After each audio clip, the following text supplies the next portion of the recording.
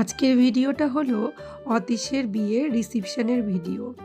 তো এই ডেটে অতীশের সাথে সাথে আমাদের প্রায় 7 থেকে 8টা বিয়ের নিমন্ত্রণ ছিল।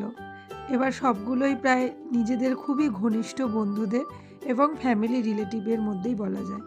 এখন কার বিয়েতে যাব, কার বিয়েতে যাব না, এটা ছিল একটা বড় কোশ্চেন। তবুও কাছে পিঠের মধ্যে যেখানে আমরা উপস্থিত সেখান থেকে যেই বিয়ে অ্যাটেন্ড করা যায়, এবং অতীশকে কোনোভাবেই আমরা মানা করতে পারিনি, ও এতবার জোর করেছে, তাই শেষমেশ অতীশের বিয়েতে গিয়ে উপস্থিত হলাম। এবং মুহূর্তটা সেখানের মানুষজনদের সাথে মেলামেশা করে খুবই ভালো লাগলো।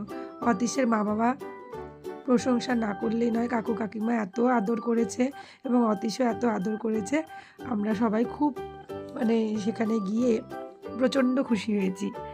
তো এখানে যেহেতু সলসলা বাড়িতে এই বিয়েটা ছিল, তো আমরা কুচবিহার থেকে গিয়েছিলাম। যেতেই প্রায় 1.5 ঘন্টা, আসতে প্রায় 1.5 ঘন্টা, এই নিয়ে 3 ঘন্টা তো বাইকেই চলে গেছে।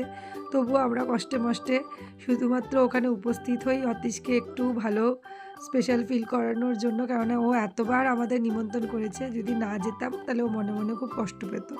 কিন্তু তার সাথে সরি বলে নিচ্ছি অন্য বন্ধুবান্ধবীদের, যারা তোরা নিমন্ত্রণ করেছিলি কিন্তু সেদিন আমরা উপস্থিত হতে পারিনি, কেন একই দিনে তোরা সবাই বিয়ের ডেট নিয়েছিস, এবার বল কারটা ছেড়ে কারটাতে যাব। তো যাই হোক, এখানেই দেখে নাও অতীশ আর অতীশের বউকে, আমাদের সুন্দরী বৌমা। এটা ছিল রিসিপশন গেটটা, খুবই সুন্দরভাবে এখানে ঝাড়বাতি দিয়ে এবং সুন্দর লাইটিংয়ের ব্যবস্থার মাধ্যমে ডেকোরেশনটা করেছিল। ডেকোরেশনটা খুবই ভালো লাগছে। তবে আমার পার্সোনালি কেন জানি ফিল হয় যে এখন বিয়েবাড়ির প্যান্ডেলগুলো এত বেশি সাজসজ্জা থাকে যে প্যান্ডেলগুলো দেখতে খুবই ভালো লাগে, কিন্তু মুখের মধ্যে ঠিকঠাক লাইট না পড়ার কারণে ক্যামেরা করলে বা ফটো তুললে মুখটা ক্লিয়ার আসে না। শুরুতে খাবার স্টলে গিয়ে কফি, ভেজ পকোড়া, এখানে ছিল পান তো খাই না, কিন্তু তার সাথে ছিল ফুচকার এখানে দেখো মেয়েদের কত বড় লাইন লেগেছে। ফুচকা খাবে না এখানে বাচ্চা, মেয়েরা, ছেলেরা, কোনো অভাব নেই। এই দোকানের সামনে সবসময় বড় একটা লাইন থাকবেই। তো তারপরেই একটু বন্ধুদের সাথে ইন্ট্রোডাকশন করে নেওয়া যাক। কলেজ লাইফের খচ্চর বন্ধু। হ্যাঁ, খচ্চর সিক্রেট, আমি ওই লেভেলের। আচ্ছা নাম বলো। অরূপ। হ্যাঁ, আর ও হচ্ছে গিয়ে একটু ভদ্র জেন্টলম্যান। আচ্ছা হচ্ছে রবি। আচ্ছা মেয়েদের মহলে ফেমাস ছিল।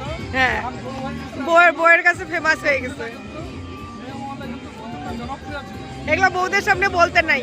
এই জন্য আমরা একটু জিজ্ঞাসা করতাম। হ্যাঁ। আমি অরূপ কারাম দেখতাম তো ভালো না। আমাদের পাত্তাই জমে আচ্ছা আচ্ছা যাই। আচ্ছা এখন ওর বউয়ের সাথে ইন্ট্রোডাকশন করি। হ্যাঁ, রবি বললো তোমার। হ্যাঁ, আচ্ছা রাখি, তাহলে রবি, রাখি, অরূপ, আর এটা আমার বর। আমার সাথে এখানে ইন্ট্রোডাকশন করে খুব ভালো লাগলো। বরের বন্ধুদের সাথে দেখা হলো, তার সাথে যার বিয়েতে এসেছি সেও হলো বরের বন্ধু অতীশ আর অতীশের বউয়ের সাথেও দেখা হলো।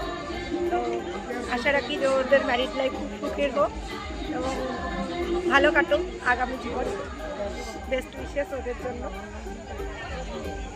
যেহেতু আমরা বিয়েবাড়ির থেকে প্রায় 10:30টা নাগাদ আবার ব্যাক করেছিলাম, কারণ আমাদের সময় মতো বাড়িতে ফিরতে হবে, এতটা দূরের রাস্তা।